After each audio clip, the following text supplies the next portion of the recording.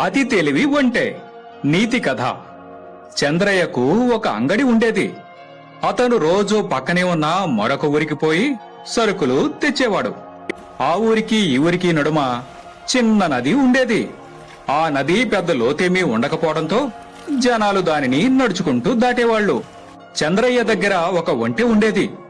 రోజు ఆ ఒంటెపై పంచదార మూటలను వేసుకుని నది దాటుతా ఉండేవాడు.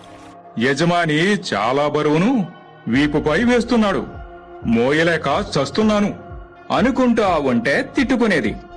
కాని దానికి ఆ పని చేయక తప్పేది కాదు. ఒకరోజు ఆ ఒంటె కాలు జారి నదిలోని నీళ్లలో పడింది. నీళ్లు తగిలి పంచదార కరిగి బరువు తేలికైపోయింది. దాంతో ఆ ఒంటె ఆలోచనలో పడింది.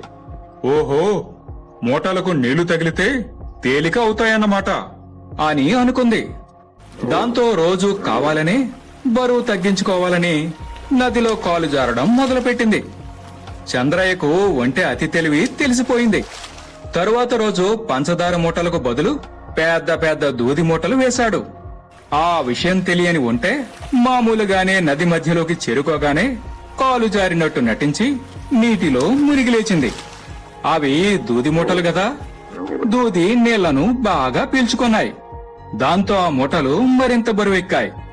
ఒంటె ఆ మూటలను మోయలేక వెక్కి వెక్కి ఏడ్చింది.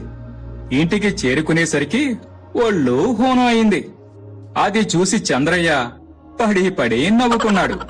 ఆ రోజు నుండి ఆ ఒంటె పిచ్చి పనులు చేయకుండా బుద్ధిగా మసులుకోసాగింది.